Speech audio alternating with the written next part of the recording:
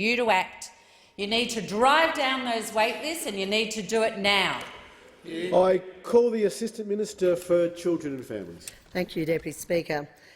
And I thank those opposite for raising this matter of public importance today, because it is quite clear that the past 5 years have been anything but a failure. In fact, the last 5 years have been a progressive march towards a better future for our elderly, whether at home or in care.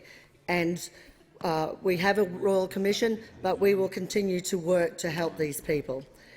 The other side doesn't like to admit this, but the Prime Minister's announcement to launch a Royal Commission into the aged care sector is something they wish they'd come up with first. And now they have proved that they will make anything up in order to discredit what is a sensible and pragmatic approach to an industry that operates to care for our most vulnerable. We are abundantly aware of the fact that the vast majority of aged care centres and the vast majority of those who work in the sector do a sterling job.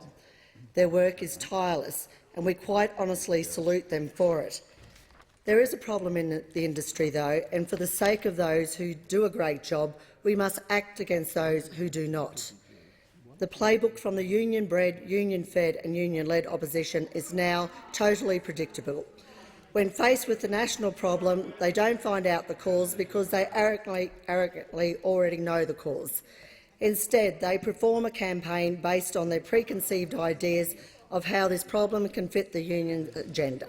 Step one of this campaign is to pretend all problems are because the government cut funding. Don't worry about whether we actually did or not. We have this week, of course, seen those opposite implement trusty step number 1, with members opposite lining up to take potshots at alleged defunding of the aged care sector. Their claims, as predictable as they were, have all been found out to be fake news.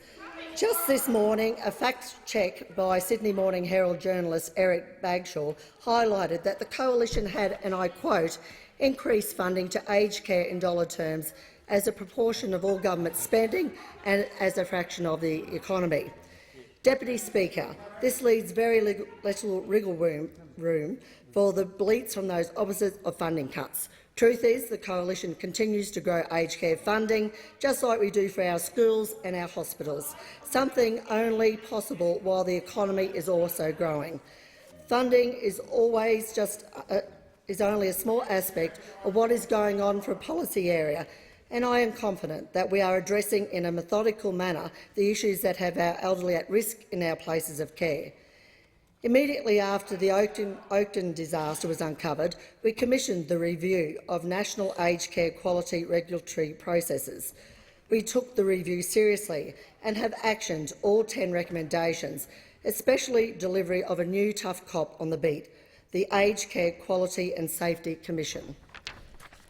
For the first time in 20 years, we have legislated for new aged care quality standards. We are doing these things and so much more, while those opposite can only jeer and propose tax increases for our elderly. By attacking imputation credits, the opposition places themselves squarely in the pockets of many of our fellow Australians who simply don't have extra to give. This is a policy that has been proven to affect those on a low income far greater than those on high, and I, for one, stand with our self-funded retirees in defending their hard-earned money. I, like many, have been rather intrigued to see those opposite this week throwing the usual lies and misinformation around following the Prime Minister's announcement. One expects in the hurly-burly of politics for one side to disagree with the other, but I think the Australian people hold a higher standard than to be lied to. Truth is, we take the health and welfare of our older Australians absolutely seriously.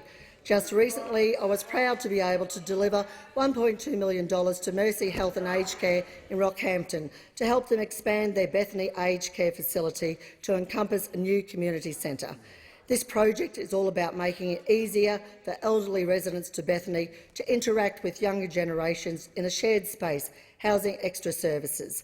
This makes a lot of sense to anyone whose loved ones have ended up in a home and felt cut off from the outside world. Re-establishing this connection will promise to make life more enjoyable and help keep older minds sharp. This is a great measure, and so are the myriad of other measures Minister Wyatt and the government are implementing, despite protests from across the aisle. Once again, we see an issue we as the federal government wish to properly address, and the naysayer attitude of those opposite comes to the fore.